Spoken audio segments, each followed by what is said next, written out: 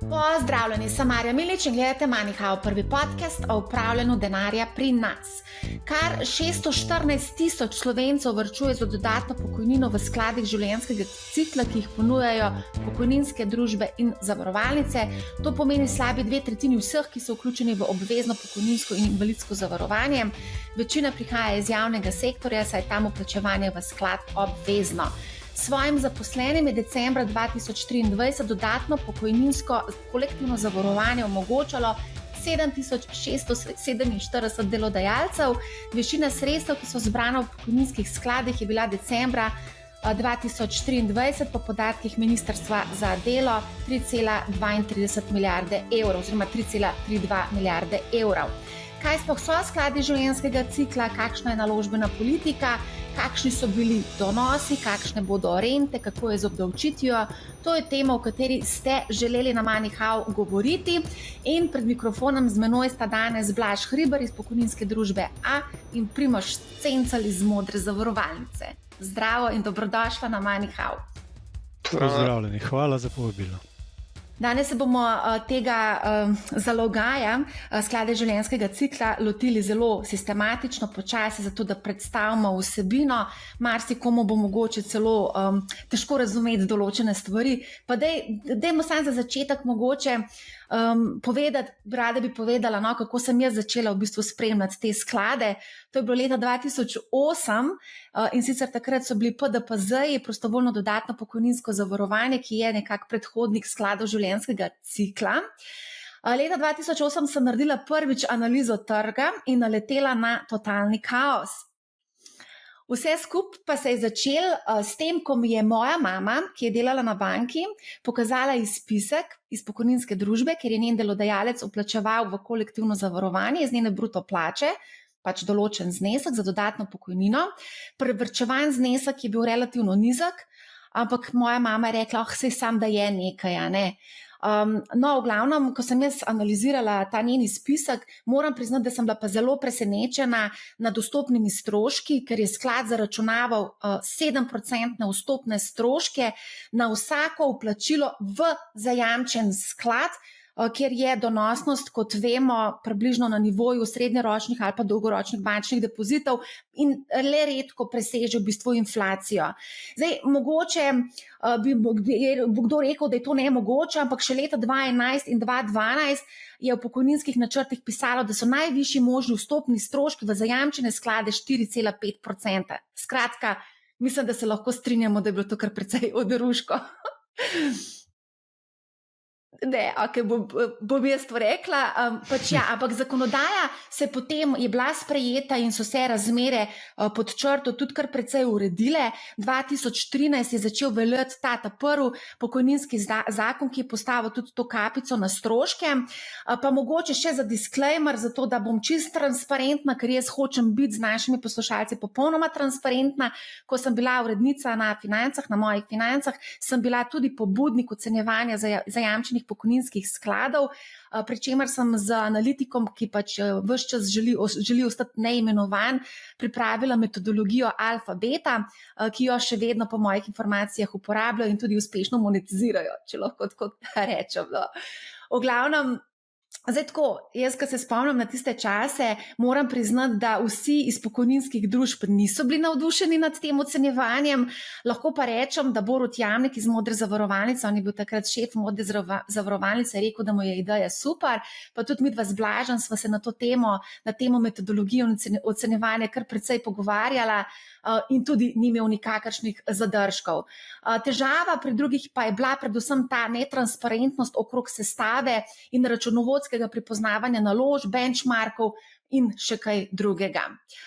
Primož, ti pa itak poznaš v bistvu samo ocenjevanje bolj podrobno vzajemnih skladov, no tudi to v bistvu sem vodila 10 let. Tako da, hotela sem samo to povedati, nekako, kako sem padla noter v to zgodbo in to zgodbo pokojninskih skladov, skladov življenjskega cikla, v bistvu spremljam kar precej podrobno zadnjih kar nekaj, zdaj že v bistvu lahko rečem desetletje in pol. Okay. Zdaj, jaz sem prepričana, da marsikdo od naših poslušalcev mogoče niti ne razume vsega, kaj sploh v bistvu skladi življenjskega cikla so, pa bi mogoče vsem za začetek samo toliko, da predstavimo, 614 tisoč Slovencev varčuje v teh skladih življenjskega cikla, večina pod črto, lahko rečemo, in mislim, da se lahko tukaj strinjamo, preko kolektivnih zavarovanj, kar pomeni, da v bistvu delodajalec vplačuje v te sklade iz bruto plače zaposlenega. Blaž pa, Primož, lahko vidva povesta mogoče, kolikšen odstotek je teh, ki so v kolektivnem zavarovanju in koliko je teh, ki so v individualnem, če lahko mogoče povesta neke številke. Vem, da je precej visok ta odstotek. V glavi nimam številke na decimalno mesto, ampak mislim, da je 97% pri nas konkretno. Se malo razlikuje od družbe do družbe, kakor vem, ampak številke so močno v prid kolektivnemu varčevanju v pokojninskih skladih v Sloveniji. Ja, pri meni dosti podobno. Nimam številke v glavi, ampak ja.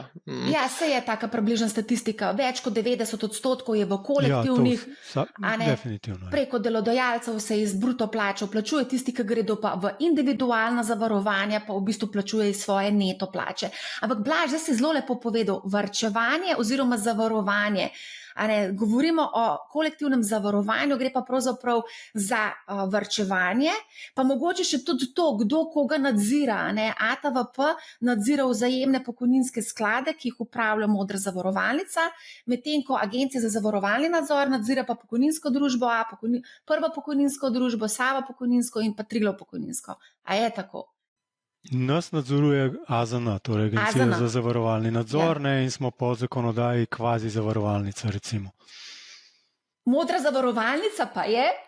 Ja, pa nas pa v bistvu, mislim, kako si že rekla, sklade ATVP, pa v bistvu celotno zavarovalnico pa AZN, tako da mi v bistvu z obema agencijama nadzora sodelujemo in oziroma jih pač nas nadzirajo in nas gledajo pod prste, tako da kar podroben pregled. Smo zelo regulirana panoga, od skrbnikov do revizorjev, do pokojninskih odborov, ki so pododbori nadzornega sveta, do nadzornega sveta, do vseh teh odborih pri nas recimo so delodajalci, torej tisti, ki vplačujejo v sklade, in imajo vprašanja v zvezi s tem, kako nam gre, kje so naložbe. In potem na koncu seveda tudi do AZN-ja, ta se običajno vklopi takrat, ko so kakšne stresne razmere v svetu. Ampak skratka, nadzor je še kako prisoten, vam lahko povem na lastni koži, da ga občutam in da je reden in kontinuiran in tudi včasno tudi, bom rekel, so globoka vprašanja, ne samo lahkotna. In iz tega naslova bi jaz sam povedal, da to je tudi prav, ker tu je le z varčevanje, bom rekel, marsikoga, ki je vključen kolektivno, da praktično je to edino njegovo varčevanje v življenju, ker za, bom rekel, tretje starostno obdobje. In bom rekel, biti v drugem stebru med prvim pa tretjim, kar pomeni med obveznim pokojninskim zavarovanjem pa osebnim varčevanjem, je prav, da je tukaj zelo, zelo velik nadzora in da tukaj res ne sme iti nič narobe. Je nadzor, so pa tudi jasna pravila, pa bomo tudi lepo to potem pojasnili. Recimo, kar se tiče same premije, recimo v kolektivnem tem zavarovanju oziroma varčevanju je določena tako minimalna kot maksimalna premija. Minimalna mesečna premija za leto 2024, vsako leto se namreč določi, je trenutno 31,64 evra, oziroma letno 379,63. Imamo pa tudi zgornjo mejo, se pravi, koliko lahko v bistvu vlagamo, se pravi, zgornja meja premije je pa 5,844% letne bruto plače oziroma ne več kot 2903 evra letno oziroma 242 evra mesečno. Je tako? Drži. Se pravi, tukaj treba še dodati, da tisti, ki se odločijo, lahko tudi sami preko individualnega oziroma lahko sami vplačujejo to iz neto plače v sklopu kolektivnega zavarovanja. A je tako? Lahko tudi iz bruto, to sem te hotel dopolniti. To, kar si ti omenila kot najvišjo premijo, to ni najvišja premija, ki jo mi ne vrnemo denarja, da se razumemo, če vplačate več na mesec ali na leto. To je višina davčne olajšave. To je najvišja davčna olajšava, ki vam jo še podeli Zakon o dohodnini oziroma država. Če vplačate več, seveda z veseljem bomo sprejeli vaš denar, potem je pa to primerljivo recimo pač varčevanju za vašo pokojnino tudi v recimo temu tretjem stebru.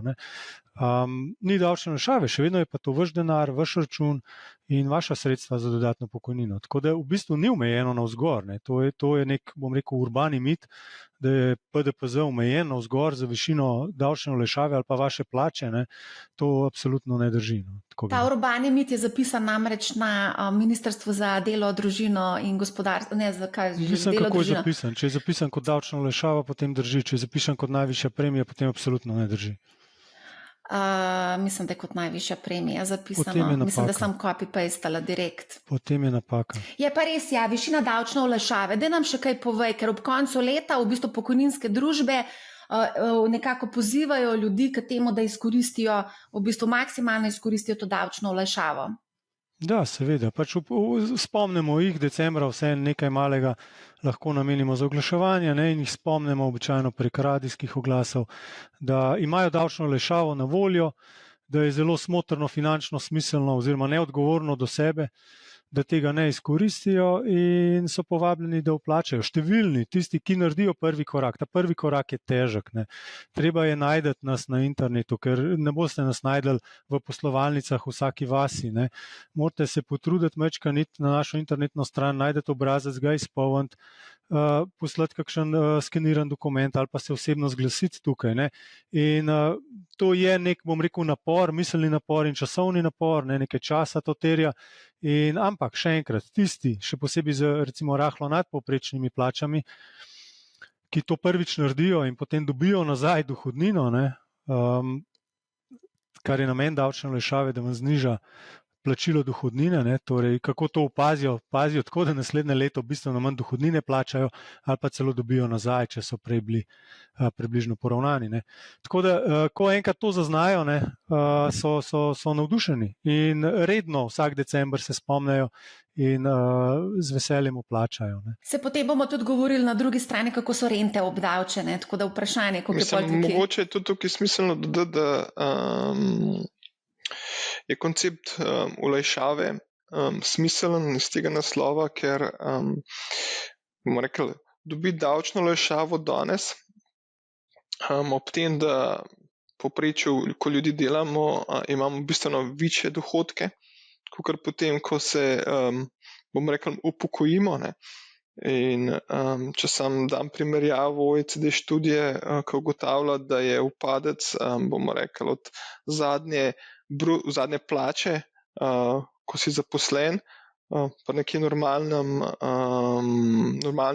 pač nekje v povprečju, in pa prve pokojnine, in bom rekel pokojnine, ki jo dobiš iz prvega stebra, tudi 65%, 60%, 55%, bom rekel, ko se potem začne črpati ta privarčevana sredstva skozi čas, je tista polovica, ki je obdavčena z naslova, bomo rekel, donosa, ki se ustvari v času, oziroma prejemkov, ki jih dobiš iz rentnega plačila, bistveno manj obdavčena. In bom rekel, ta časovna transformacija, ki jo omogoča država, davčno in tudi nominalno zelo učinkovita za vsakega varčevalca.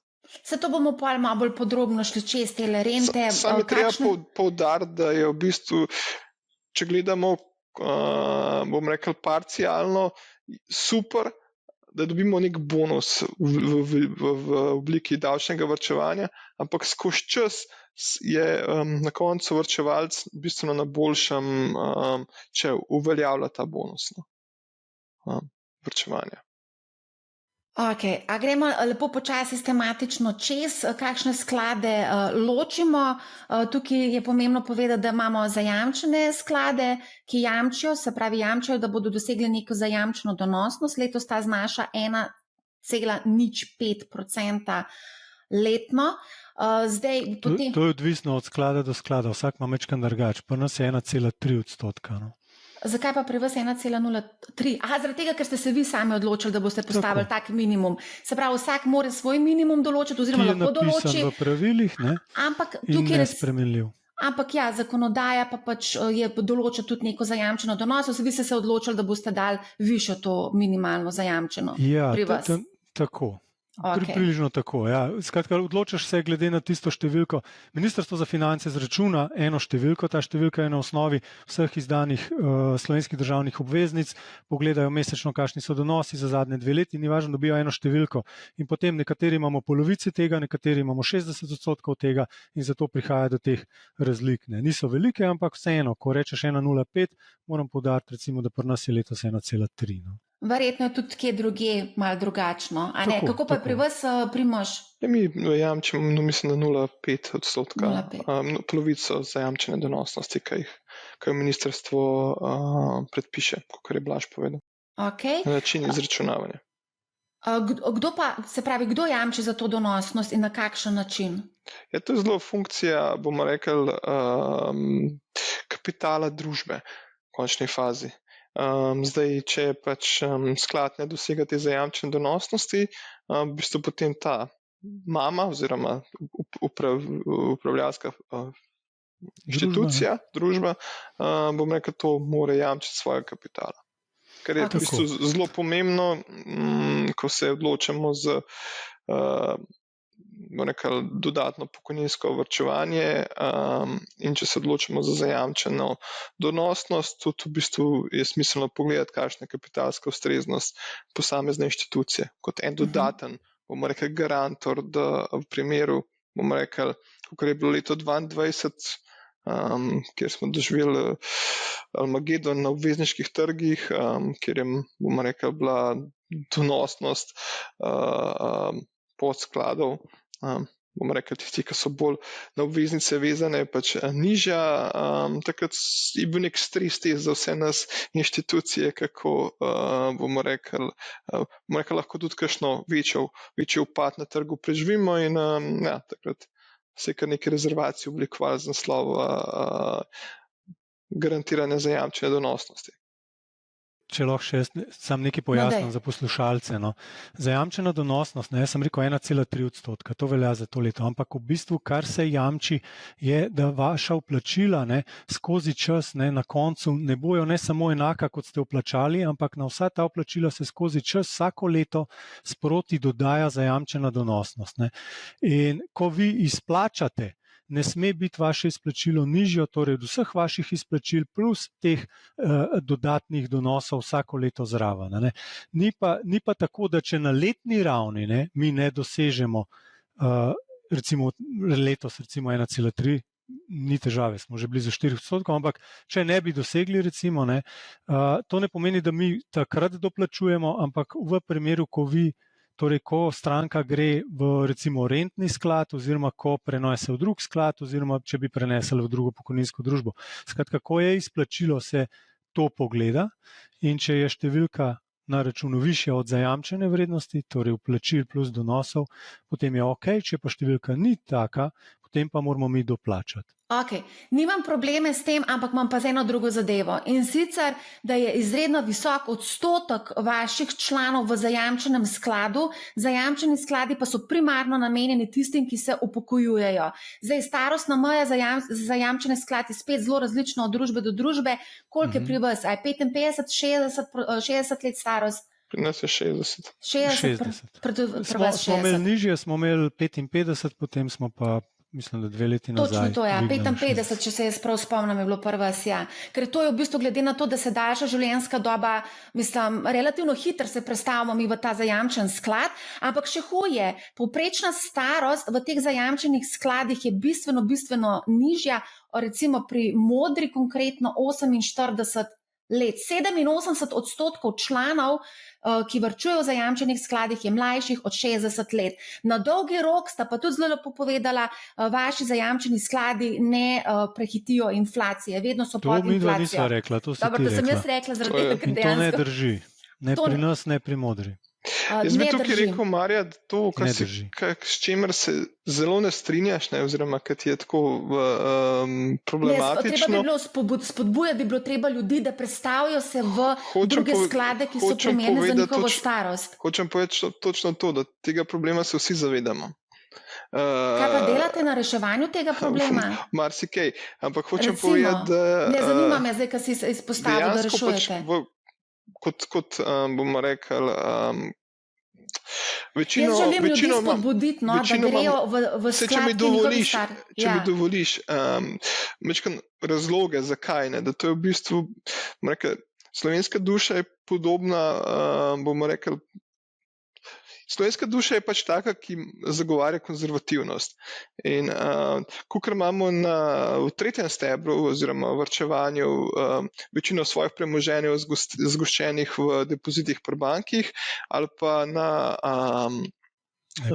nepremičninah, ne, približno posebna obravnava je tudi bomo rekli temu, ko imamo pri marsikom zmožnost varčevanja v treh stebrih, da v bistvu pač vsi se hitro zadovoljijo s tem, sam da nekaj je, kot se je tvoja mama v uvodu bomo rekli, argumentirala stanje na računu, ne, kot pa da bi dejansko pogledali, kaj je dobro. Ne.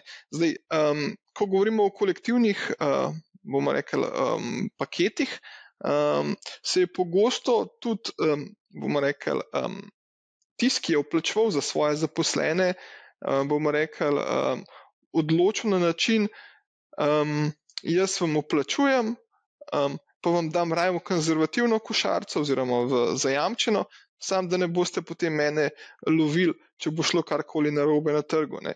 Ko moramo vedeti, da pač, kot si že rekla, 2008 si začela spremljati, bomo rekli, kaj se dogaja v slovenskem pokojninskem, v svoji slovenski pokojninski zgodbi, in v tistem času smo imeli kar nekih finančnih pretresov na trgu, kjer bomo rekli, se je ta ravnovesje med, bomo rekli, dinamičnimi donosi pa zajamčenimi donosi se je, bomo rekli, malo na glavo postavil, kjer so bili tisti, bomo rekli, produkti oziroma storitve, ki so vezane na delniške trge, bomo rekli, so se izkazale za manj atraktivne kot tiste, ki so bile v obvezniške naložbe vezane ali pa samo stanjem na denarju. In govorimo o 2007, 2008, 2009, pa potem slovenska zgodba 2010, 2011, 2012, 2013. Ampak zdaj, če pogledamo skozi presek daljšega časa, če gledamo dobro desetletje donosov v drugem pokojninskem skladu, so se ta ravnovesje zdaj nekako tako učbeniško vzpostavlja, ker se jasno vidi, da so pač, bomo rekli, ti dinamični skladi, bomo rekli, bistveno bolj donosni kot zajamčeni. Tako da mogoče kot odgovor, zakaj, ko pa govorimo o tem, kaj delamo, da bi to spremenili, je pa to konstantno izobraževanje, konstantno komuniciranje z vsemi deležniki na tem, da prosim spodbudimo ljudi varčevanje skladno z njihovim profilom let. Hkrati pa tudi vedno razmišljamo, kaj narediti s temi leti prenosa in obstajajo številne pobude, da bi se mogoče to tudi lahko majčkeno revidiralo, še posebej zdaj, ko se pač, bomo rekli, starost upokojitve podaljšuje bolj globoko proti 70, da bi se do te, bomo rekli, leta nekako prilagodila novi realnosti. Mogoče še lahko še jaz dodam na to temo, zakaj jih je toliko v zajamčenem skladu. Zdaj, dva momenta sta tukaj. Stanje drži, ampak zakaj je stanje tako, da je veliko ljudi v zajamčenem skladu? Zaradi preteklosti, ker kot si sama rekla, od 2001, ko smo nastali, do 2016 v našem primeru, smo imeli samo zajamčeni sklad in vse družbe, vsi, ki so varčevali, izkoriščali davčno olajšavo, so imeli polico v zajamčenem skladu. In leta 2016 oziroma 2015, ko smo se to odločali, smo imeli na izbiro dve variante. Ali prisilno vse prestavimo po letih, torej tudi tiste, za katere morda sami želijo biti v zajamčenem skladu, in jih prestavimo v agresivnejše sklade, ali pa rečemo, lejte, na voljo imamo sedaj tudi 2 druga sklada, vi ste sicer vsi v tem skladu, razmislite, izpolnite profil, svetujemo po letih, da greste tako, in tisti, ki izrazijo voljo, potem pač jih prestavimo in grejo v delniški in srednji sklad. Nažalost, povsod po svetu, še posebej pa v Sloveniji, smo ljudje precej pasivni. Ko vi dobite na dom neko pošto in terjajo od vas nekaj, da napišete, izpolnite in potem date v kuverto, ki je priložena, in pošljete nazaj, to zelo redki izmed nas naredijo, in rezultat tega je pač pasivnost in rezultat tega je zatečeno stanje, status quo, ki se zdaj vleče naprej. Kaj na to temo delamo? Bom rekel, za začetek smo uvedli življenjski cikl leta 2016, torej vsi imajo možnost, vse, kar rabijo, je izpolniti en obrazac, ki ga dobijo na naši internetni strani, in ga poslati. In bojo šli iz enega sklada v drugega, če leta seveda to dopuščajo. Govoriva o mladih, ali pa relativno mladih, srednjih let, ki so v zajamčenem skladu. Drug moment, kaj delamo, je od takrat naprej, vsi, ki pridejo avtomatsko pri nas, saj v življenjski cikl, če nič ne izpolnejo, grejo v sklad, ki je primeren glede na njihova leta. Lahko pa seveda izpolnejo profil, izrazijo željo in kadarkoli prestavijo v bolj konzervativen sklad. Tako da, če zdaj gledam jaz mesečno recimo zadnje premije, torej vplačila v naše sklade, je velik del v bistvu že vplačil gre v delniški sklad, ker v bistvu vsi zaposleni, ki so se zaposlili od leta 2016 naprej pri naših vplačnikih, delodajalcih, podjetjih, so šli že bolj kot ne avtomatsko po letih. To pa pomeni, da so trenutno pač v delniškem skladu do 50. leta. Tako da v bistvu nekje vmes je resnica. Veliko novih oziroma mlajših je že seveda skladno z leti v delniških skladih, pasivni, tisti pred 2016, pa so v našem primeru še v zajamčenem skladu, ampak iskreno ob vsakem obvestilu, ki ga dobijo konec leta, ko vidijo, kakšni so donosi in da so te razlike, se kar v bistvu vsujejo obrazci za prenos v drug sklad. Še zmeraj pa 90%, koliko sva rekla, kolektivno 90%, koliko pa je procentov v zajamčenem pri vas? Po številu ti težko rečem, po sredstvih ti pa lahko povem. 340 milijonov imamo v zajamčenem skladu, 70 milijonov imamo pa trenutno v delniškem skladu, pa 40 milijonov v srednjem, torej 110 proti 340 trenutno v denarju. V številu po glavah pa verjeten nekaj, pa manj verjeten, torej. Zdaj smo povedali, imamo zajamčeni sklad, ki je primeren za tiste, ki se upokojujejo, potem imamo uravnoteženi sklad, starostna meja je tukaj kakšna? Pri nas je 50 let. Pri nas je 50 pa 60, okroglo, 50 do 60. Simpel si zapomniti. Ko ste do 50. leta ste v delniškem, v naslednjih 3 letih enkrat vas prestavimo v srednjega in potem ste do 60. oziroma do 63. leta v srednjem, torej v uravnoteženem skladu in potem v zajamčenem do upokojitve. Se pravi, iz uravnoteženega v delniškega se avtomatsko prestavlja ljudi, ne pa iz zajamčenega v uravnoteženega ali pa ne, iz delniškega v uravnoteženega, iz uravnoteženega v zajamčenega se predstavlja ljudi, vedno pa vsak lahko iz delniškega reče, ne, jaz bi želel biti v zajamčenem. Torej vedno lahko zbere bolj konzervativno, manj tvegano varianto. Obratno žal ni mogoče, upamo pa, da bo mogoče. Je nekaj tudi v predlogu, ki je zdaj v javnosti, torej v novi, tej pokojninski reformi, ki se bomo za jeseni pogovarjali, je tudi en predlog na to temo, da bi za posebno izjavo o tveganjih, tako kot je to običajno pri vzajemnih skladih, pa pri zavarovalnicah, lahko sredstva prenesel tja, kamor pač želiš, tudi če si starejši. Na lastno odgovornost, seveda. Pa še tako, da ni pa ta prenos avtomatičen. Je neko obdobje, okno 3 let, kjer se dejansko ta prenos mora narediti. Torej je avtomatičen samo v roku 3 let, ne takoj. Predvsem je tukaj neka, zavora, oziroma če je slučajno je kakšno leto res slabo na kakšnem, naložbenem razredu, da pač glih v najvišjem dnu, ne menjamo ljudi iz enega sklada, recimo z dinamičnega sklada v uravnoteženi, ampak da je pač se poiščem v 3 letih je že možno, da se poišče nek, boljši moment za prenos iz enega podsklada v drug. No. Se pravi, Taka je ideja. Bi pa opozoril, no, da je kratkoročni timing zelo težka, bom rekel, naloga. Tako da tukaj mi se naslanjamo na finančen profil posameznika, čisto iskreno, če je nekdo zelo dinamičen, ga pač probamo pustiti v delniškem skladu, če je nekdo zelo konzervativen, ga probamo prej prestaviti in naslanjamo se na drugi strani na našo, mi temu rečemo, alokacijsko analizo, torej na naše mnenje o tem, kakšni so izgledi za posamezno naložbeno kategorijo. No. Torej ena kombinacija. No. V večini pa ljudi prestavljamo skladno s planom. Okay, a se zdaj dotaknemo še stroškov, ki so zelo pomembni, to tudi sami veste, da zelo vpliva potem tudi na končni rezultat. Kar nekaj teh stroškov, vstopna provizija, upravljalska provizija, izstopna provizija, provizija iz zavarovalnih poslov, to itak zaradi tega, ker je zavarovanje, provizija za administrativne stroške, potem verjetno prenos sredstev iz enega sklada v drug, je tudi kakšen strošek se zaračunava, provizija na izplačilo rent, provizija za upravljanje premoženja v času izplačevanja rent.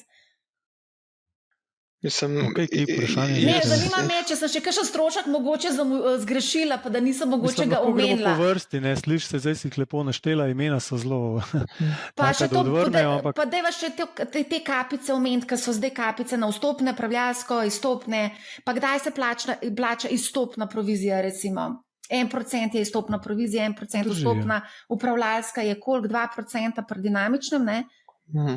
A je 2%, koliko je? Ne, v zakonu piše, da je najvišja upravljalska provizija 1% in najvišji vstopni stroški 3%. No to, torej noben nima več kot 1, pa 3, no?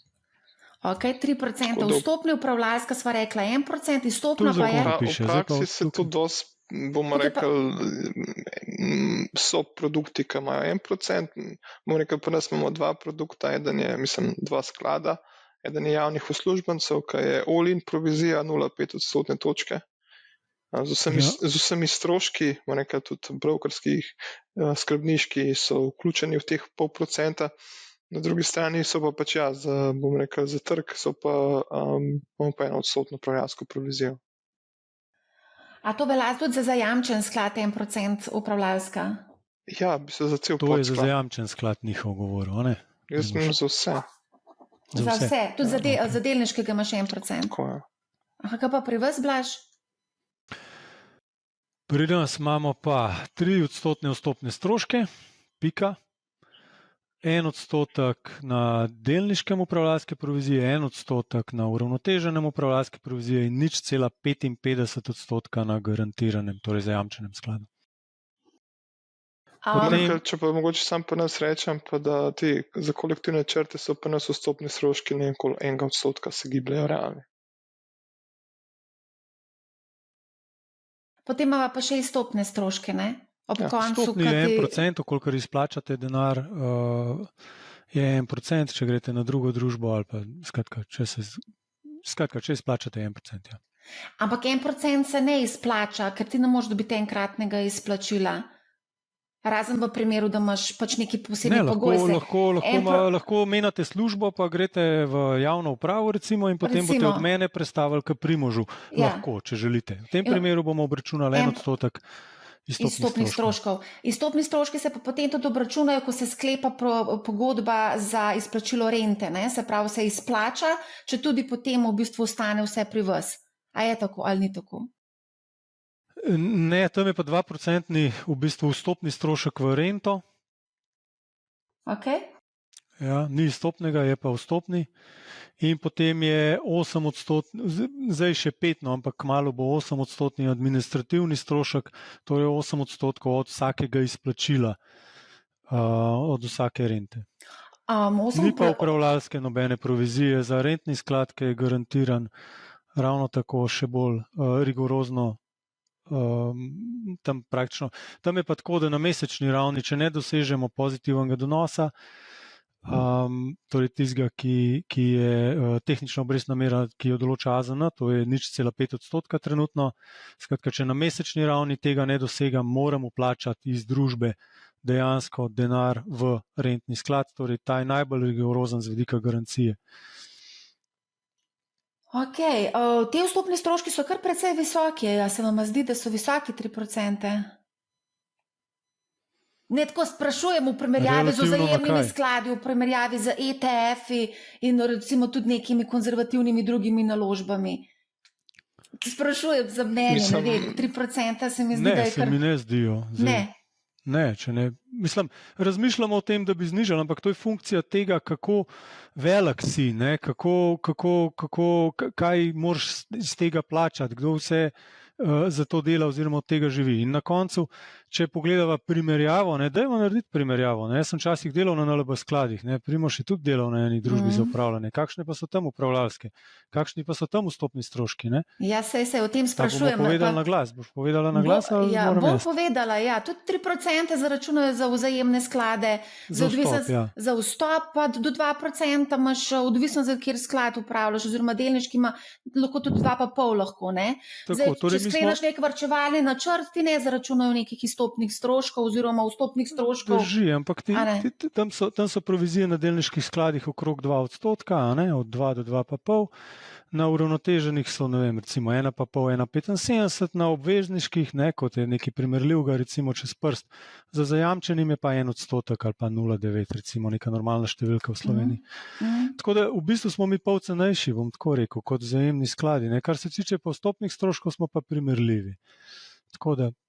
No, ampak se pa če če gledava, pa kdo nas posluša, pa kakšni so naši poslušalci, pa tudi zelo dobro poznajo ETF-e, tudi sam si o ETF-ih govoril, tako da verjetno tudi potem malo tle gledajo, a veš, te primerjave. Zdaj, gledaj, še dodatna stvar, ki je relevantna v tem našem zajamčenem svetu, ne, je v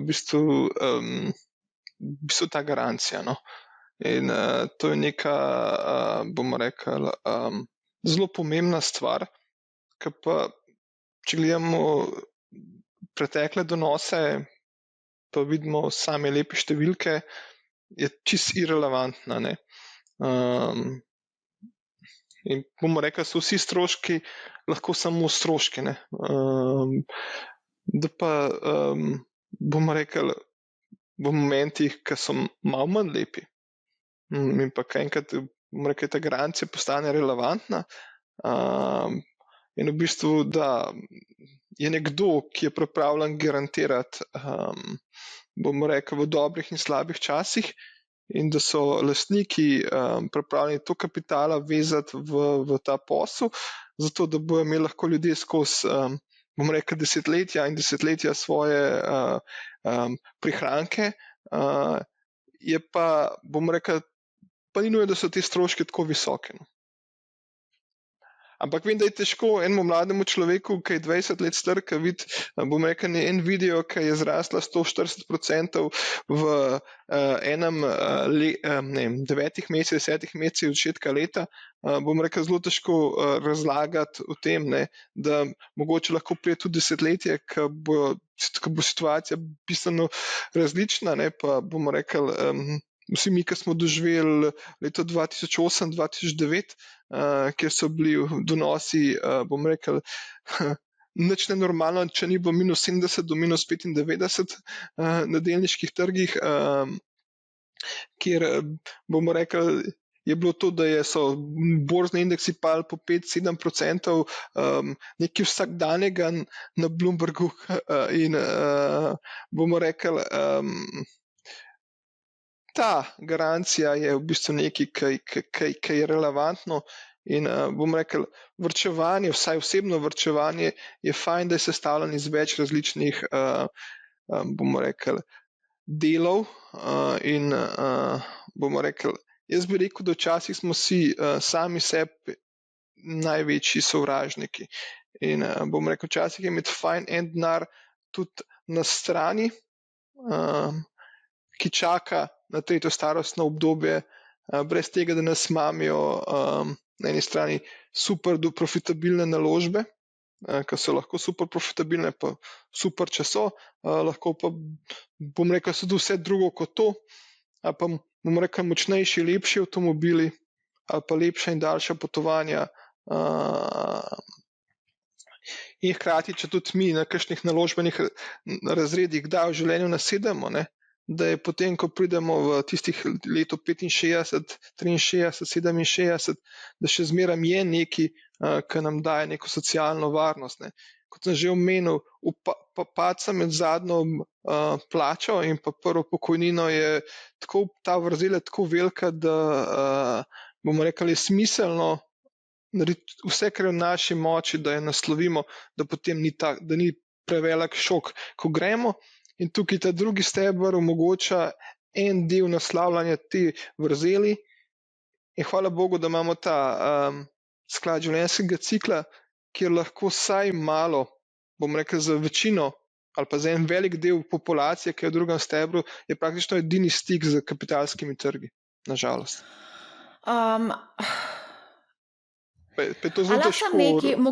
Mogoče, jaz popolnoma razumem, kaj govoriš, ampak pa na drugi strani so pa tudi neke omejitve. Okay, zdaj smo našteli res cel kup nekih stroškov, ki so po mojem mnenju kar visoki, 8% administrativni stroški, to je kar visoka zadeva, 3% vstopni stroški za kakšen zajamčen sklad.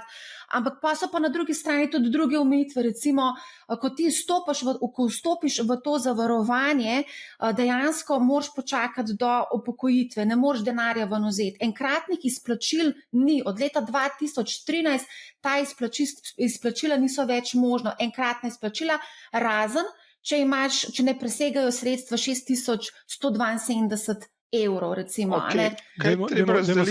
Zaklenen si noter in čist nič ne moreš narediti, ne? Recimo, nisi zadovoljen z upravljalcem, edina stvar je, da lahko preneseš k drugemu upravljalcu, kar te stane 1% izstopni stroški.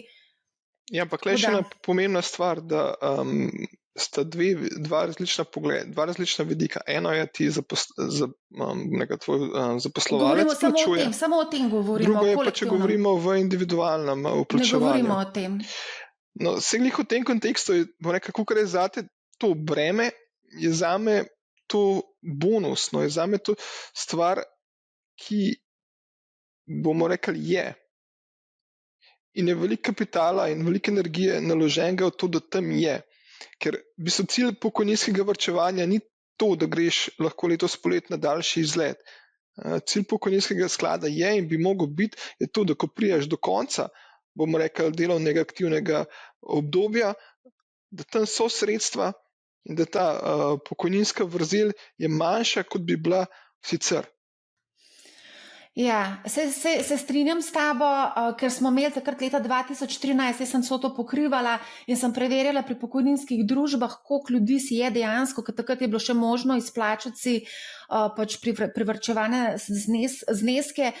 Pa lahko povem, zakaj so tudi porabili ta denar, ker so tudi povedali nekateri za razne počitnice. En ve, da je celo najel helikopter, da je šel malo leteti po Sloveniji, za res take bizarne zgodbe. Ampak ja, njihov denar, njihova odločitev, a ne? Povej, Blaž, ker vidim, da že čakaš dolgo časa na besedo. Ne, hotel sem reči, da še vedno lahko izplačaš tisto, kar si vplačala pred 2012. Lahko. Pred spremembo zakonodaje, tista sredstva so pri nas ločena, torej ta sredstva do 2012 so še vedno tam. In še vedno tisti, ki je niso izplačali, lahko izplačajo. Delč tega, da delam reklamo, samo ni čist res, ne. Poenostavljeno malce je, da ne moš nič dvigati. Lahko dvigneš tisto, tako kot so stali do takrat. Ja. Od takrat naprej se pravila spremenila za kolektivne vplačnike in je treba počakati na upokojitev. Ob upokojitvi pa imate več možnosti. Zdaj, če imate nižje zneske, lahko enkratno izplačate, rahlo odsvetujem, ne boste imeli, bom rekel, dodatne pokojnine kasneje, hitro boste porabili in hitro bo to šlo. Tako da generalno je ideja, da se varčuje za dodatno pokojnino, in tukaj noter so določene varovalke, torej da ne morete dvigati, ne morete zapraviti, kar tako. Razlog je zato, ker bi želeli, da to, kar ste dobili v obliki, država želi, da v obliki davčne olajšave, ki vam jo je dala, da v obliki tega, ker niste imeli ne prispevkov, ne dohodnine na ta znesek, to je dejansko denar, ki je 100 evrov šel od delodajalca in je 100 evrov zdaj šlo na vaš račun, se je investiralo in zdaj to, 300, 400, 500, 600 evrov. In ta denar, da se dejansko porabi za dodatno pokojnino. To je namen in zato je tako zapeljano. In to ni nič slabega. Okay, sam še to povem, ker sem najdla ta podatek na spletni strani ministrstva. Povprečno vplačilo v te sklade zavarovalnice v letu 2023 preko zavarovalnic 93 evrov, mesečno vplačila pokojninske družbe 83, vzajemni in krovni pokojninski sklad brez krovnega pokojninskega sklada javnih uslužbencev 46 evrov. Pa dajmo še pogledati, kakšna je bila povprečna pokojnina, ki je bila potem izplačana. Spet zelo odvisen od tega, koga gledaš, ampak ja, razpon je tam od 84 do 110 evrov je bila povprečna mesečna pokojninska renta.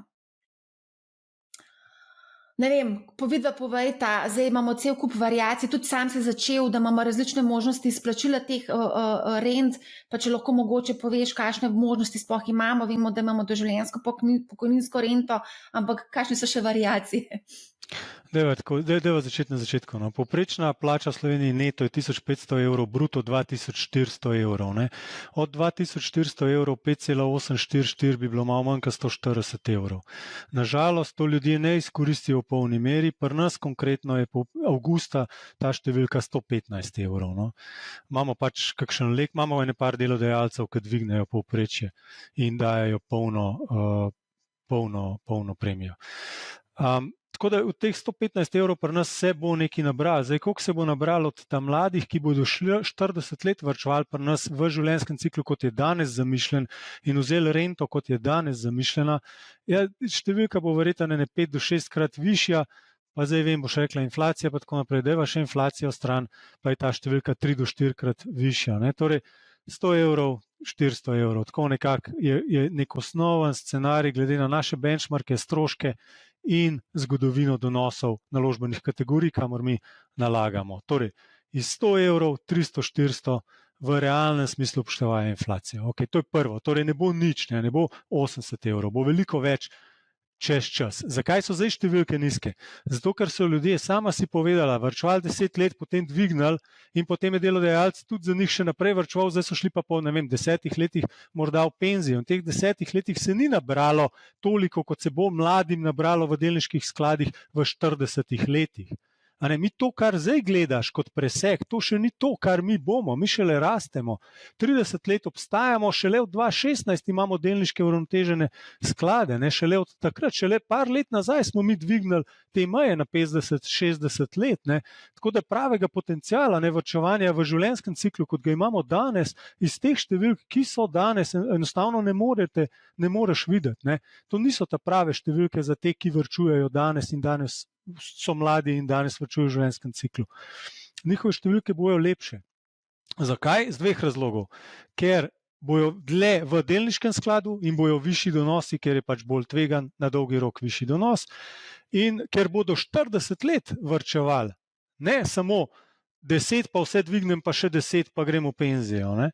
Tako da te številke bojo prave, no, bojo spremenile, bojo dodale k življenjskemu standardu tistih, ki se danes vključujejo po produktih, ki jih imamo danes.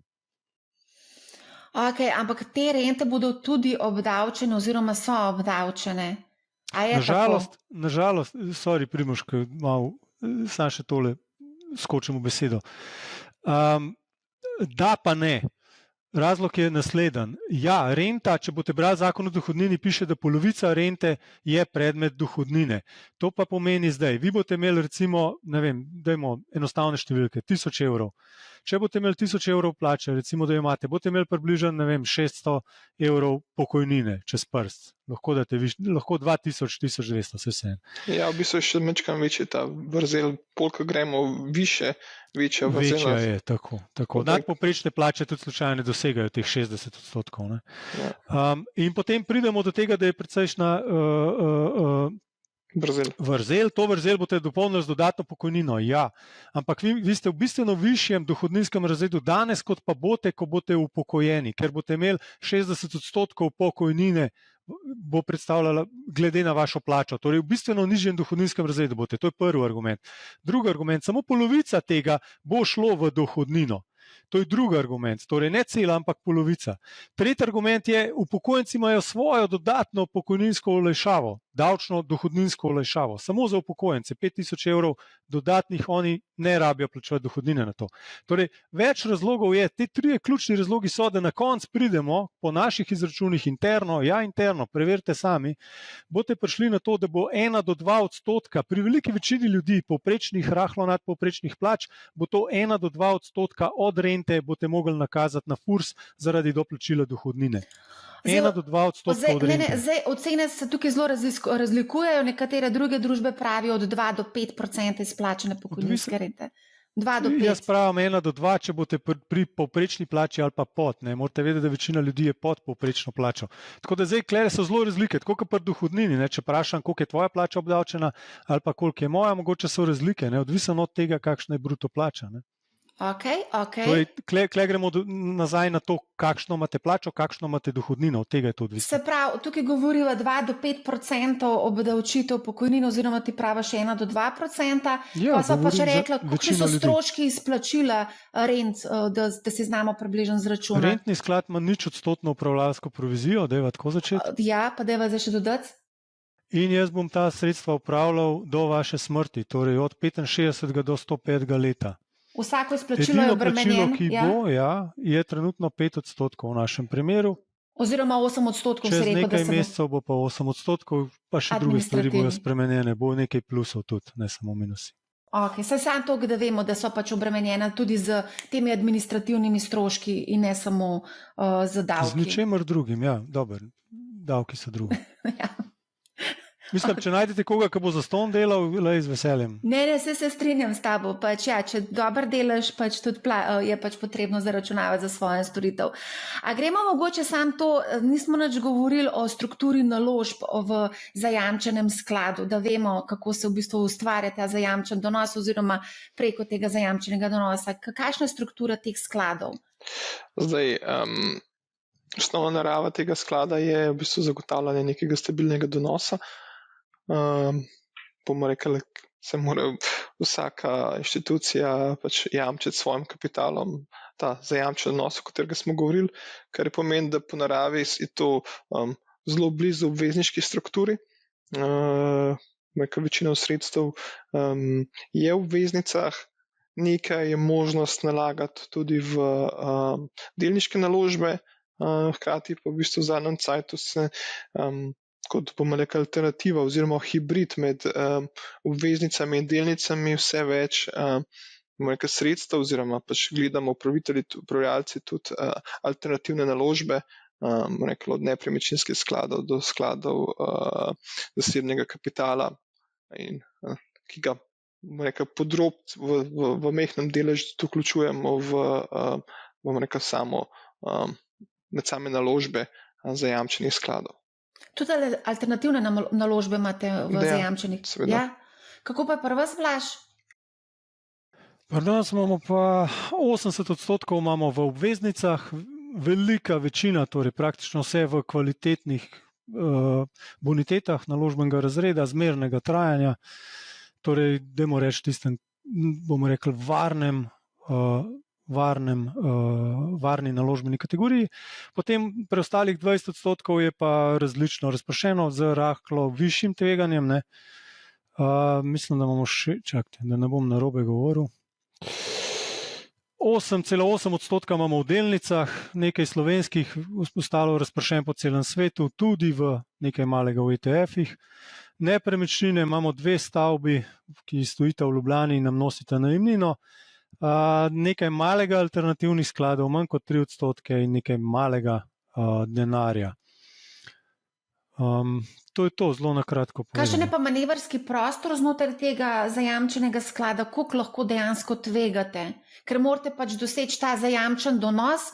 Zdaj videli smo leto 2022 je bil kar slab, oziroma je bilo težko doseči ta zajamčen donos, pa je bil 0,03% na letni ravni določen s krajnimi. Nemogoče je bilo doseči zajamčen donos, noben ga ni dosegel. Noben ga ni dosegel, točno. Zato, ker je državna slovenska obveznica izgubila 25% vrednosti tisto leto, 10-letna recimo, kratkoročno malo manj. Tako da to je bilo res ekstremno katastrofalno leto za obveznice. Ne? Tako da to ni, bom rekel, reprezentativno leto, no? Za naše naložbe. Kar pa se tiče... Rekel si, da imate 80% o obveznicah. Se pravi, kakšna je naložbena politika? Koliko imaš ti prostora tukaj, da tvegaš z določenim, ne vem, delom? Veliko imam prostora, bolj je problema, imam apetit za tveganje. Ne, nimam ga, ker moram garantirati. In če ne garantiram, če pride leto 2022 in če preveč tvegam, potem propadem, izgubim službo in družba ima resne, bom rekel, eksistenčne težave za iskanjem svežega kapitala. To se je leta 2022 deloma že zgodilo. Ne nam, kakšnemu konkurentu pa. In so potrebovali rahlo kapitalsko injekcijo. Tako da tukaj je bolj ne toliko problem, bom rekel, kaj mi lahko, ampak kaj mi smemo in želimo. Tako da lahko tvegamo, ampak absolutno ne želimo tvegati, ker je to garantiran sklad, zajamčen sklad in kontakt pač mora biti stabilen, konzervativen in na dolgi rok pač vzdržen. In ko to daš skupaj v eno enačbo, pač dobiš konzervativne naložbe. Prve na tem mestu so pač kvalitetne obveznice zmernih trajanj, potem pa lahko greš naprej na druge naložbene kategorije, ki se jih pa mi bolj, bom rekel, oportuno poslužujemo. Torej, takrat, ko analitsko gledano ocenimo, da je nek naložbeni razred zanimiv, z dolgoročnega donosa relativno na percepcijo, saj našo oceno tveganja, takrat se ga, bom rekel, poslužujemo. Ko je obratno, seveda se ga izogibamo. Tako da tukaj se pa zelo lahko pogovarjamo, kaj je v današnjih časih zanimivo ali pa manj zanimivo, ali pa lahko pogledamo zgodovinsko, kaj smo počeli na teh naložbenih kategorijah in zakaj. Potem je pa tukaj mogoče še dodatno, je pa pač tudi ta korelacijski učinek med različnimi naložbenimi razredi, kjer pač dodaja v sam, bom rekel, tveganju prilagojen donos, kar pomeni, da po definiciji bi si mislil, da je za zajamčen donos najboljš denar na računu, Če dobiš obrestno mero več, kaj je zajamčeno, bi bil bolj ali manj delo končano, ampak skozi dolgi rok, bomo rekli, je lahko kombinacija med nekaj delniškimi naložbami in pa obvezniškimi naložbami, začinjanja z malo alternativnimi naložbami, lahko ob isti enoti tveganja doda bistveno višji donos. In to je kar nekaj mi potem na dnevni, tedenski, mesečni, kvartalni, pa letni ravni presojamo, koliko česa si želimo imeti v portfelju, da maksimiziramo donosnost ob tveganju, ki ga je v bistvu inštitucija pripravljena sprejeti. Ja, mogoče na temo korelacije oziroma ne korelacije pa razpršenosti, absolutno tudi mi imamo zelo razpršen portfelj na zajamčenem skladu, tako da iščemo vse dobrobiti, probamo vse te zastonj kosila, ki jih razpršenost edina nudi, probamo zbrati in dati v sklad, ampak to je pač konec koncev vseeno omejeno, še posebej je omejeno, ko pride do zunanjih sistematičnih šokov, takrat pač zgine likvidnost oziroma ostane res na kakšnih kvalitetnih obveznicah. Kaj pa je recimo benchmark? Benchmark pri zajamčenem je v bistvu ta minimalna zajamčena donosnost, ki jo določi ministrstvo, ali kako? Strogo gledano, ja. Strogo gledano. Tudi pri vas, Primož? Ja, definitivno. Zdaj pa vedno imamo pa neke... Prvi najpomembnejši benchmark je seveda to, moramo reči, da ni. Bomo rekli, imamo pa neke, bomo rekli, notranje usmeritve, kjer pač spremljamo na eni strani za obvezniške trge globalno razprašene, trge, pač mi ne gledamo tukaj samo M7 kot edini delniški benchmark. Za vse tiste poslušalce, M7 je ta Magnificent Seven tehnološka podjetja, kjer so vsa jajca v eni košari, ampak pač gledamo globalne razpršene delnice. Zdaj pri obveznicah gledamo mečkam bolj lokalno, pa lokalno mislim kot evro, kjer so v bistvu pač prvovrstne obveznice evrskih izdajateljev kot neko gledišče, kot naš domači trg. Ja, pa denar, ki je na računu. mogoče sam spregovorimo malo o prepoznavanju naložb in pa izračunavanju donosnosti. Zdaj pač te donosnosti pač konstantno mediji zbirajo in tudi objavljajo, ampak kako pa se dejansko prepoznavajo te naložbe? Glede na klasifikacijo naložb se lahko ista naložba, recimo obveznica, ki je na voljo za prodajo ali pa trgovanje, prepozna po tržni vrednosti oziroma pošteni vrednosti ali pa po nabavni vrednosti, če se drži do dospetja. Ali lahko mogoče kaj več poveste o tem? Lahko. Ja. Zdaj, načeloma pač računovodski tretma te zanima. Ja, v bistvu ja, ker je to zelo pomembno. Pač, Drži. ja, dajte malo povedati, kako se to prepoznava. V bistvu pač to se upravitelj odloči pri pridobitvi papirja, na kakšen način se bo pač sam papir poknjižil. In glede na to, da je, bomo rekli, zajamčena donosnost, v bistvu glavni vodilo, ki ga ima upravitelj posameznih skladov. Na drugi strani pa je vsak papir lahko izpostavljen volatilnosti trga in vsak, po mojem, ponudnik pokojninskega varčevanja približno ve, kakšne bodo obveznosti v prihodnosti iz naslova sklada. Lahko naredi, v bistvu delamo neko presojo, koliko premoženja je smiselno, bomo rekli, držati do dospetja, koliko premoženja pa ga se želimo izpostaviti trgu, tako da v bistvu je z vidika varnosti varčevalca to optimalna izbira. Zdaj, bomo rekli, da ne bojo poslušalci narobe razumeli, da je to neka taka, bomo rekli, oportunitetna odločitev, ko mi govorimo v nakupu posameznega papirja, recimo neke obveznice. Imamo mi zelo striktna merila, kaj gre lahko v portfelje posameznega sklada.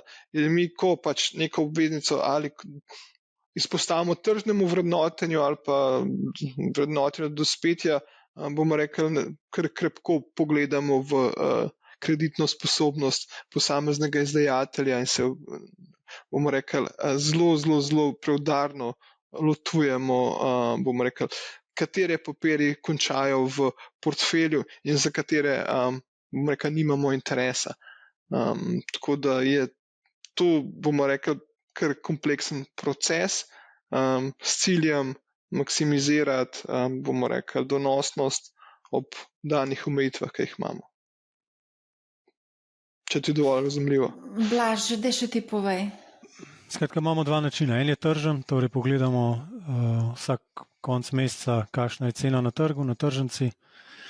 In pač po tej ceni, tako kot delnice. Drug način je pa pač, da knjižimo to kot skupek pač denarnih tokov. Torej do takrat, ko bo obveznica zapadla in knjižimo pač te denarne tokove do njenega zapadanja. Ne. Kaj je razlika? Razlika je, da v primeru, da damo to na dospetno vrednotenje, je to v bistvu dokaj linearno oziroma dokaj mirno, bomo rekli, z vidika volatilnosti te obveznice, razen če se zgodi kaj resnega, dajmo tako reči. No. Torej, rating spremeni, gre v default, potem so seveda tudi na tem področju pač odpisi oziroma močne spremembe pri vrednosti. Dokler govorimo samo o zmernih spremembah obrestnih mer, politike obrestnih mer, se to tukaj ne odrazi. Če greš pa na tržno vrednotenje, seveda so pa močni nihaji možni, glede leto 2022, recimo tak primer v minus, lahko je pa tudi v plus, seveda. Ne? Tukaj se pozablja, da je lahko tudi v plus sprememba. Tako da mi glede na to, da imamo zajamčene sklade, ne, in moramo jamčiti z lastnim kapitalom, in je to zelo močna garancija, tako na rentah kot na zajamčenem skladu, ne, dajemo večino, 2/3 obveznic, čez prst trenutno imamo na dospetnem vrednotenju, 1/3 pa na tržnem vrednotenju. Vse kvalitetne obveznice, torej naložbenega razreda, torej vse dospetno knjižene obveznice so kvalitetne obveznice naložbenega razreda. Tiste morda, ki so brez ratinga ali pa kakšne take, pa imamo, ali pa določene tudi čist z namenom, da vsem se neka nihajnost pripozna, imamo pa na tržnem vrednotenju. Koliko si rekel približno je na dospetnem, pa koliko na tržnem vrednotenju?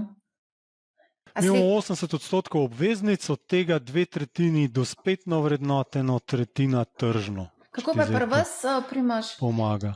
Mogoče ima odstotek nekoliko nižji, s tem, da bomo rekli, mogoče moja vizija je, da bi bilo malo bolj tržno, kakor pa odplačno. Zakaj je to tvoja vizija? Zaradi tega, da se v bistvu, bomo rekli, temu malo bolj, bomo rekli, lahko aktivno pristopamo k lovljenju trendov, ki se dogajajo na obvezniških trgih. Kako pa to vpliva na donosnost pokojninskih skladov? Govorimo, prvo kot prvo, ta način vrednotenja vpliva predvsem na volatilnost, bomo rekli, vrednosti. To je, rekli, ja, na donosnost praktično ne. No, oziroma, a vi knjižite tako ali drugače, na koncu bo rezultat enak. Ne. Samo volatilnost vmes je lahko druga. Zdaj, razen če govorimo o trgovanju. Sama aktivnost se potem s tem, če knjižimo do dospelosti, je bistveno manj lahko aktivnega menjavanja pozicij. Ja, potem ta obveznica mora počakati na dospetje. Ja. Tako, ja. Seveda, ne. Koliko pa je teh menjavanj pozicij, recimo v nekem zajamčenem skladu? To je pa lastnost vsakega posameznega upravitelja, ki to upravlja. No. Približno na letni ravni, kolikrat se to zamenja, ali pa na mesečni, ne vem, kako hočete to gledati. To je stil investiranja, ki ga ima vsak mečkan drugačen, jaz lahko povem svojega, Primož lahko nikoga. Ja. A pa lahko recimo, Blaž, poveš, kakšen je tvoj stil investiranja? Naš je bolj, bom rekel, jaz temu rečem zmerno aktiven. Na ravni posameznih papirjev je bolj pasiven, čisto iskreno, torej mi kupujemo obveznice, jih držimo do dospetja in potem zopet kupujemo. Ne? Torej z obveznicami aktivno ne trgujemo, ni to naša strategija. Ne? Aktivno pa upravljamo trajanje, aktivno upravljamo z ratingi, aktivno se izpostavljamo tej ali pa drugi naložbeni kategoriji. Ne. Recimo tak primer je bil leta 2020-2021, ko se je začela inflacija rahlo kazati, pa so centralni bankirji in trg govorili, da je prihodna in da obrestne mere ne bojo šle nikamor. Takrat recimo smo se ustrašili dviga obrestnih mer in smo namenoma skrajšali trajanje, zvišali delež denarja in tako naprej. In se nam je to potem pač obrestovalo, recimo to je ena močnejših potez, ki smo jih naredili v zadnjih letih. Tako da v bistvu naša aktivnost je v bistvu, naš pristop je v bistvu od zgoraj navzdol, mi temu rečemo. Ne. Torej gremo prvo na tiste odločitve, ki so, bom rekel, z vidika celotnega portfelja najpomembnejše, to je pa običajno na obvezniškem skladu trajanje, potem rating, potem pa znotraj zajamčenega sklada seveda tudi ta bo šel alternativne sklade, delnice, nepremičnine ali boš iskal priložnosti na morda kakšnih obveznicah. Tako da v zadnjem času, kaj ne rečem, nismo pretirano navdušeni več nad nepremičninami. Razlog je pa čist banalen, da dobimo lepe priložnosti na obveznicah, kjer smo lahko kupovali zanimive, bom rekel, obveznice, bančne, nepremičninske in podobne, z zelo solidnimi donosi v zadnjih parih letih. Kako naprej, bomo pa videli. Zdaj smo že večkrat omenili pač te alternativne naložbe, nepremičnine, tudi sklade zasebnega kapitala in druge alternativne sklade. Kako pa se recimo te naložbe knjižijo, oziroma kakšne učinke si obetate recimo od tega? Ja, samo knjiženje je pač vsak ponudnik izračunava web oziroma vrednost. Torej, odgovor je tržno, ne? Ja. Samo na osnovi pač wepa od ponudnika. S tem, da pač načeloma ti produkti, vsaj v večini, so manj tudi neko dospelost in grejo skozi različne faze življenjskega cikla, če bi lahko rekli. Čist drugačnega sicer. Ja, ampak pač načeloma je obdobje investiranja, potem je obdobje življenja, pa obdobje dezinvestiranja in bomo rekli, potem se skladi, ki jih posamezni ponudniki ponujajo, pač grejo iz prve sezone v drugo, tretjo, ki je že četrto, peto, šesto. In bomo rekli, življenje je malo drugačno, ampak za neke bomo rekli, potrebe dolgoročnega varčevanja, mogoče zelo smiselno. Ena stvar, ki jaz sam opazujem, je čisto, če gledamo samo situacijo delniškega trga, je v večini v zadnjem času, bomo rekli, podjetja, ki pridejo do, bomo rekli, točke, ko vstopajo na trg, se zdi, da je že zelo veliko donosa, bomo rekli, bilo ujetega v skladih zasebnega kapitala, kar pomeni, da so IPO-ji že v bistvu zelo, zelo drage in da vidimo, da čedalje manj je delnic kotiranih na delniških trgih. In da v bistvu, bomo rekli, tega delniškega donosa, ki je mogoče bilo prisotno v preteklosti, da ga ni več toliko na samem delniškem trgu, ampak da je treba že poiskati kakšne zanimive zgodbe tudi v enem nivoju nižji in bomo rekli, z velika tveganja prilagojenega donosa so mogoče, bomo rekli, te alternativne naložbe in načini, ko mogoče, bomo rekli, bolj ali pa više tveganju prilagojeno donosnost na enoto tveganja. In za tega to mi aktivno gledamo že praktično od leta 2013-2014 naprej in bomo rekli, si prizadevamo, da bi tudi ta delež alternativnih naložb, kot dovoljenih naložb v pokojninskih skladih dvignali z nekih 5% na neko normalno mejo 10%. V katerem skladu imajo 5% pri vseh ali samo pri zajamčenem? To so omejitve za vse netržne papirje. No. Ok, 5%.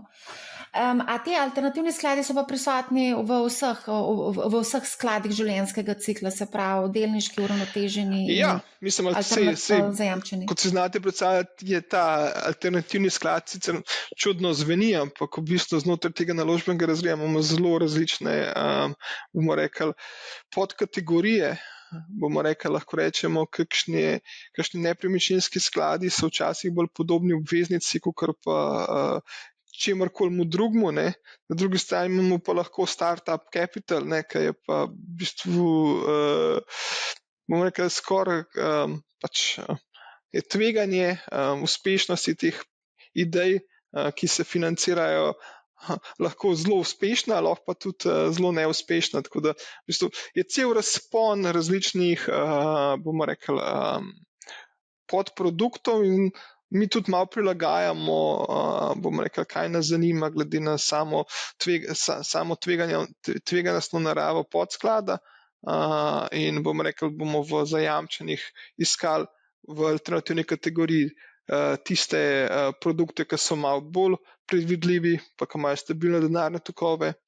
Na drugi strani v dinamičnem podskladu bi si pa tudi lahko dovolili iskati malo bolj prožne, malo bolj donosne strategije o poznanem tveganju.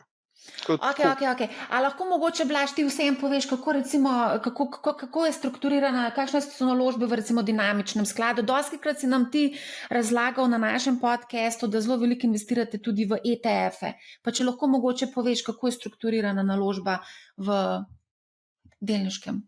Povem, ampak prvo bi sam še v alternativcih eno povedal. Tipični alternativni sklad je sklad zasebnega kapitala, večino na to pomisli. Oni imajo tako eno 10-letno, bom rekel, življenjsko dobo posamezen sklad in oni rabijo v bistvu investitorja za 10 let. Ker vmes oni kupijo podjetje, ga preoblikujejo, dodelajo in potem prodajo. To je njihov posel. In to se ne da narediti v pol leta, enem letu, 2 letih, ampak delajo to tipično recimo na 10 let. In zato rabijo dolgoročne investitorje, ki so predvidljivi in tega denarja res ne bojo 10 let potrebovali.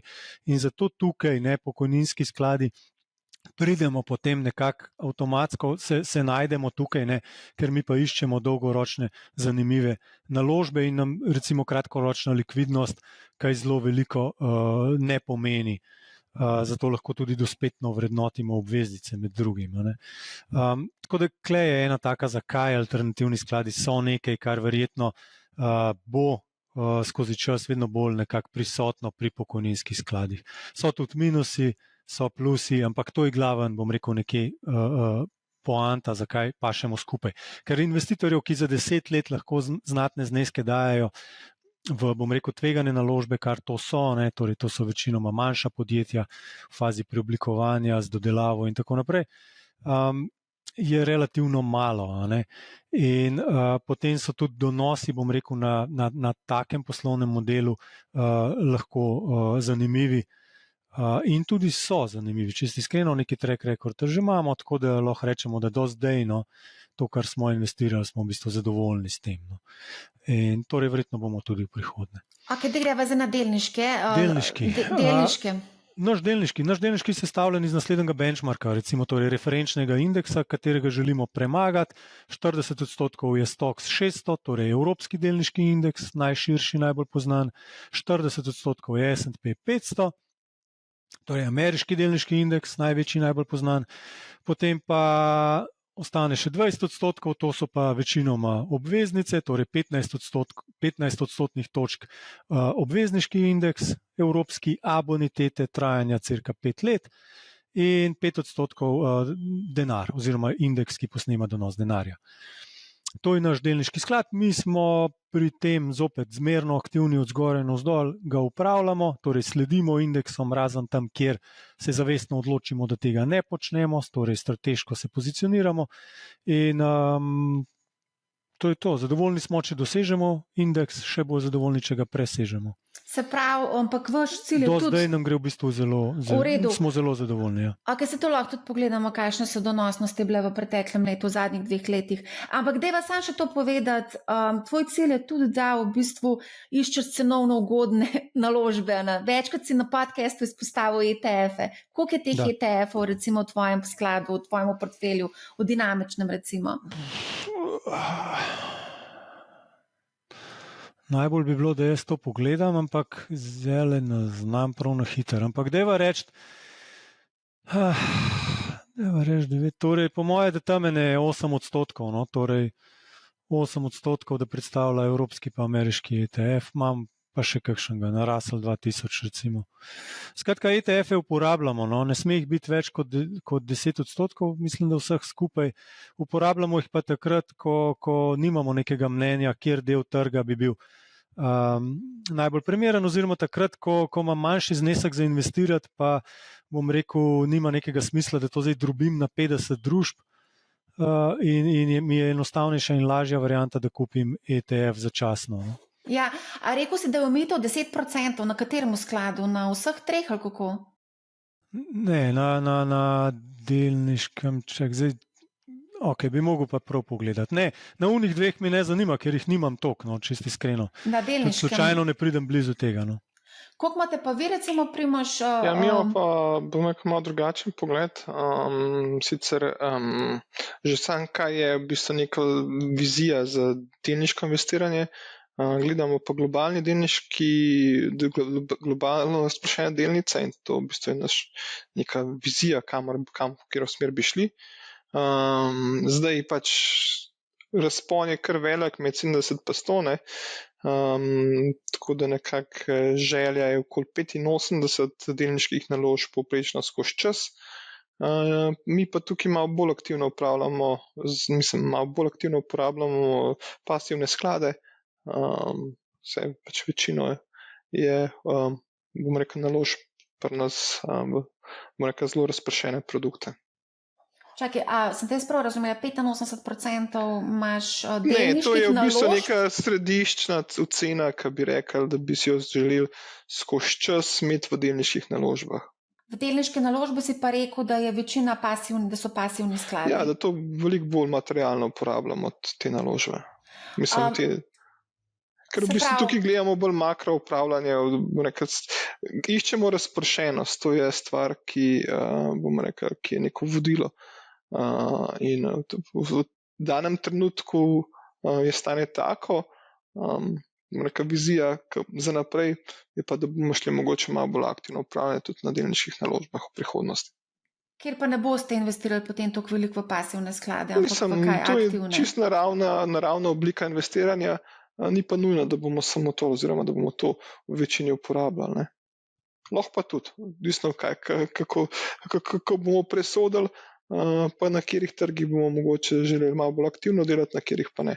Zdaj smo večkrat v reviziji vseh procesov, tako da težko rečem, kako bo. Je pa sigurno so ideje. Okay, a lahko mogoče se samo še dotaknemo te donosnosti, kakšna je bila recimo, zdaj jaz tukaj imam neko poprečno letno donosnost za vse ponudnike v letu 23, pa primerjava 22, ko je bilo res zelo slabo leto. Pa mogoče, Primož, če lahko ti poveš, kakšne so bile poprečne donosnosti pri vas v posameznem letu, da ne mi kumulative za celotno obdobje, odkar obstajate, ker je pol težko primerjave delati, ne, ker pač različno obstajajo skladi. V bistvu, kaj te zanima, da gremo kar številčno? Da mi povej poprečno letna donosnost v letu 23 za vaše sklade. Ja, ok, lahko rečemo na teh zajamčenih produktih, če damo, kam imam dva produkta upravljam, oziroma dva sklada za, bomo rekel, trg pa za javne uslužbence. Tako da okoli 5,5%. A to govoriva, to so zajamčeni, 5,5? Tako, ja. Okay. Zdaj pa, da gremo naprej.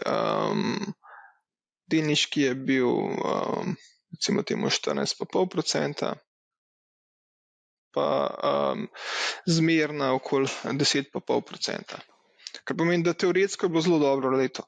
Kakšno je, se pravi, ampak to moramo tudi vedeti, da so pač takrat centralne banke so začele dvigovati ključne obrestne mere so bile Ne, to je visoke. 2023 govoriva. 2023 si rekla, 2023 je bilo odlično leto za vse. Je bilo, ja. Ja, Je bilo, ja. smiselno je bilo tako, da da je bilo dinamična, bistveno višja donosnost kot zajamčena, ob katerem poudarjam, da je bila že zajamčena zelo lepa donosnost. Kaj pa pri vas pokojninska družba A? 2023, čak zdaj nimam pred sabo, ti bom najdel, ampak dajva začeti s tem, kar je malo bolj aktualno. Lahko začneva z letos, pa po eno leto nazaj. Vse te lahko jaz povem, zajamčen ste imeli 4%, uravnotežen 10,4, pa delniški 16%. Ok, hvala. V letu 23, ampak če pa pogledamo leto potem 22, so bili pa praktično vsi skladi v minusu. Je bilo pa zelo težko leto, kot ste že tudi večkrat sama povedala, so bili pa tudi upadi za 10% v povprečju, več kot 10%, 13%.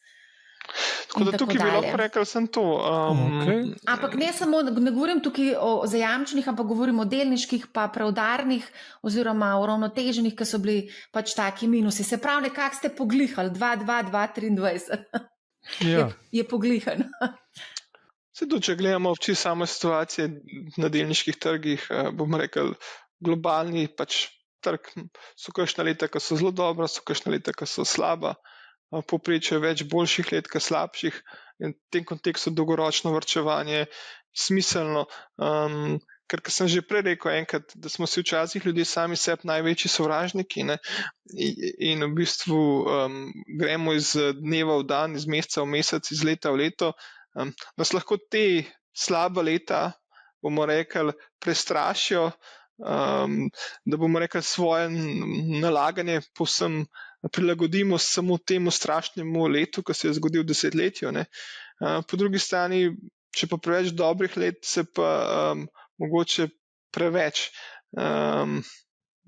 rekel, naše emocije so preveč pozitivne in potem v bistvu nismo pripravljeni na kakšno slabo leto. In je ta dolgoročno varčevanje, urejeno varčevanje tudi smiselno iz tega, da je dosti bolj konsistentno pa predvidljivo in v bistvu se zaščitimo s tem pred samim sabo, da ne odreagiramo prehitro. Jaz se s tabo strinjam, ful je pomembna ta dolgoročnost, te umestni nihanja, pač to se na dolgi rok niti mogoče ne vidi. Ampak vseeno, recimo, zdaj vsako leto pokojninske družbe pošljajo neki spisek svojim strankam, kjer pač vidijo, koliko je bilo plačanega in potem pač koliko denarja se obrača oziroma koliko denarja imajo, prihrankov imajo pri družbah. Veliko je kritik, no? Kako vidva gledate na te kritike, da so donosi preslabi, da ljudje niso zadovoljni, no, tudi na Redditu in na drugih kanalih zelo veliko pišejo o tem, da pač enostavno ni to. Kako vi komentirate to? Jaz bi komentiral samo to, da si bi želel, da bi v drugem stebru več govorili, kar pomeni, da bi se prepoznavnost tega produkta povečala, pa da bi pač ljudje, ki bodo šli v tretje starostno obdobje, v manj aktivno življenjsko obdobje, prišli na konec tega svoje delovne aktivnosti pri koncu svojega zaposlenega obdobja z bistveno večjo kepo, da bo ta vrzel bistveno manjša med zadnjo plačo pa prvo pokojnino. To bi si želel, da bi bilo več komunikacije. Zdaj, res je, da zaznavamo taka in drugačna mnenja, da pač včasih se nalije čistega vina in da pač ima vsak pisec taka pa drugačno motivacijo. Zdaj, težko je primerjati produkt, ki je sam po svoji naravi zelo razpršen, investira globalno, z neko naložbo, ki je pač najboljša med najboljšimi, ne? In na podlagi tega trdi, da je upravljanje slabo. To je pač, bomo rekli, vsi bi radi imeli vedno zmagovalce, ampak načeloma se to ne konča dobro, oziroma se ne konča dobro, ker ti zmagovalci so samo v kratkem obdobju. Druga stvar, se mi zdi, Blaž, kar si zelo že izpostavil, je, mi imamo skladen naložbenega cikla nekaj še desetletje. Ne?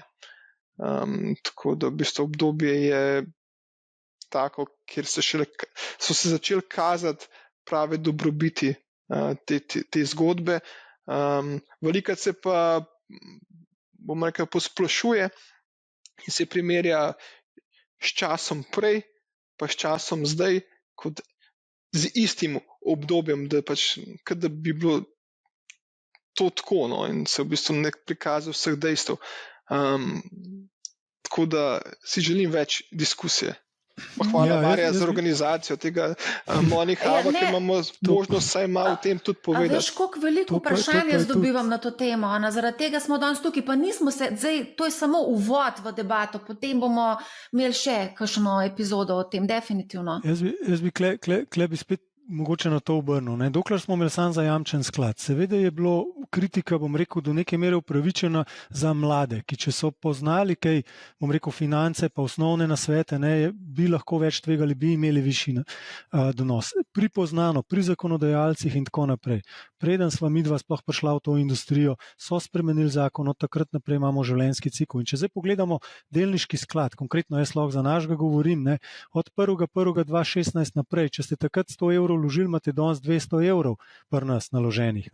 In jaz vem, ker benchmark je takrat bil 70% delnic, potem smo ga dvignili na 80%, vse skozi se primerjamo z benchmarkom, vemo, da smo premagali benchmark v določenih obdobjih, in to prednost nosimo in dajemo svojim varčevalcem. In bom iskreno rekel, smo ponosni na kakšna je številka letna, približno 8,7%, tam nekje vmes je številka na leto od teh vseh letih. Tako da številka je primerljiva z benchmarkom oziroma celo rahlo nad. Torej, mi smo svoje delo dobro upravili. A je pred ali po stroških?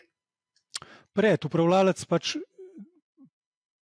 dela za stroške, torej stroške lahko ignoriramo, lahko primerjamo z ETF-om, lahko naredimo drugo analizo, samo potem spet ne boste imeli davčnih olajšav, ne boste mogli poklicati nas po telefonu, ne boste imeli Money Huba direktnih vprašanj z upravljalcem iz New Yorka, iz iSharesov in tako naprej. Skratka, en kup enih drugih dilem se vam bo odprlo. Ja, lahko to sami vse oddelate, se ni problem, lahko tudi ploščice sami polagate ali pa si operirate kaj, če vas kaj hrbet boli, ampak vam svetujem, da to naredi za vas strokovnjak, pa da se prepustite temu, kar je v svetu že uveljavljeno in je že pokazalo svoje rezultate.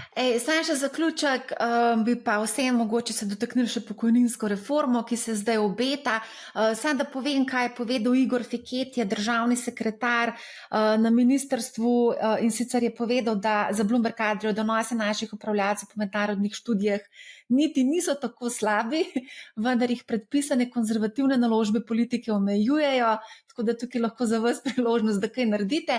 Hkrati pa je povedal, da bi po predlogu dopustili še 4. kategorijo tveganosti pokojninskih skladov, ki bi lahko bila nekoliko bolj tvegana in potencialno bolj donosna. Tako da neki očitno razmišljajo tudi o tem na ministrstvu. A vi da kaj veste o tem? Ja, pač prebrala sva. Mislim, jaz sem prebral, kar so napisali, to lahko komentiram.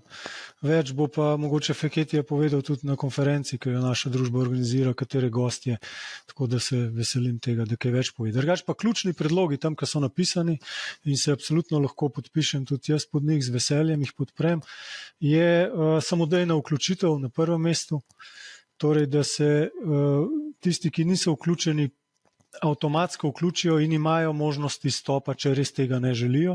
V svetu se je to pokazalo za zelo učinkovito. Vsi vemo, da na starost bomo denar potrebovali za številne razloge, dajmo ne tukaj naštevati zakaj.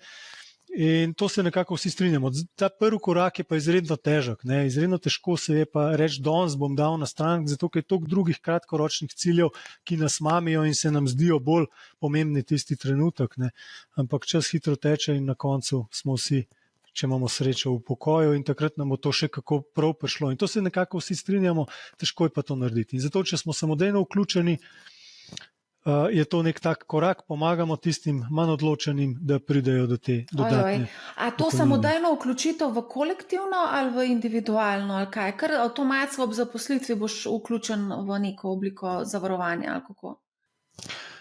Samodejna vključitev pomeni, da ko se zaposliš, avtomatsko en del bruto plače pač gre za dodatno pokojninsko varčevanje. Običajno, recimo tudi ta ideja je tukaj, da delodajalec torej duplira, torej če vplača zaposleni 20 evrov, tudi delodajalec da 20 evrov dodatno k temu. In če pa kdo ne želi, pa seveda lahko izstopi, lahko izpolni obrazec in potem pač teh 20 evrov ne nakazuje več. Ne rabiš pa izpolniti obrazec za avtomatsko vključitev, to pa tudi spet ni fair. Vključen si avtomatsko, izključen si opcijsko. To pa tudi mogoče ni najbolj pošteno do vseh novih zaposlenih, da nimajo možnost v bistvu takoj sploh reči, z tega nočem, ampak avtomatsko. Ne, imajo, lahko rečejo, da nočejo, ni problema. Se pravi, da potem kadrovniku rečeš, HR-u tam rečeš, jaz nočem biti avtomatsko vključen v pokojninski sklad. Zakaj pa bi to rekel? Ja, ne vem, zakaj pa avtomatsko te kar vključijo? To pa tudi mogoče. Kam pa te vključijo? 90% ljudi, ki jih tako vključijo, grejo skupaj z programom dodatnega pokojninskega varčevanja, 10% je pa takih, ki iz inata nič nočejo plačevati. Katera družba? V katero družbo? A so tudi določili, v katero družbo to avtomatsko vključijo? Ne, nismo še tam. To je na A4 formatu napisano kot ideje za izboljšavo dodatnega pokojninskega varčevanja. Ni še nič konkretnega, zdaj bo to v diskusiji in potem bo šlo naprej.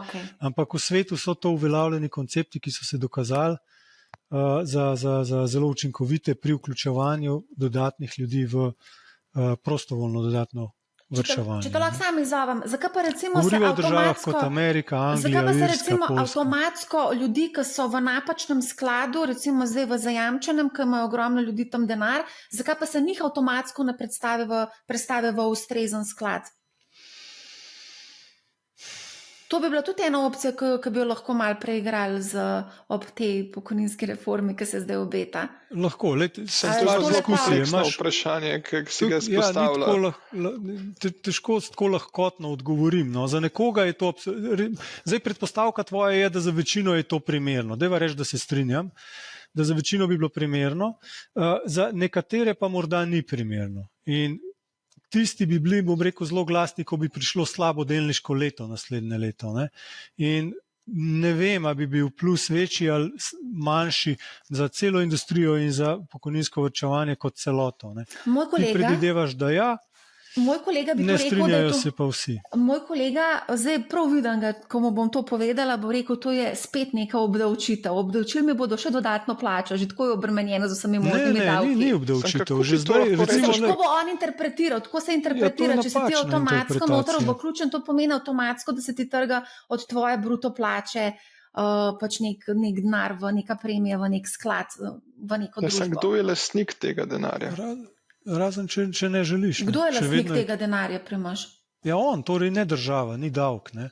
Torej, absolutno nima prav ta tvoj sodelavec. Ampak recimo, on se s tem, se pravi, s tem se ne bo strinjal, se pravi, mora fizično podpisovati neke dokumente za to, da se izključi njega iz tega avtomatskega to je plačevanja. koncept opt-out. To je koncept, ki je pripeljal Richarda Thalerja do Nobelove nagrade. Ne? Preberite pač si, zakaj je dobil nagrado Richard Thaler, ne? Profesor iz Amerike. On je ta sistem z vidika vedenskih financ razložil, utemeljil in potem tudi peljal v prakso v podjetjih v Ameriki in zato je zaslužen, da je dvignil zavest ljudi, da naj varčujejo za penzijo. Vsak lahko reče, da ne bo varčeval, ampak težava tukaj ni, da ljudje ne bi radi varčevali. Oni bi radi varčevali, sam prvi korak težko sami naredijo.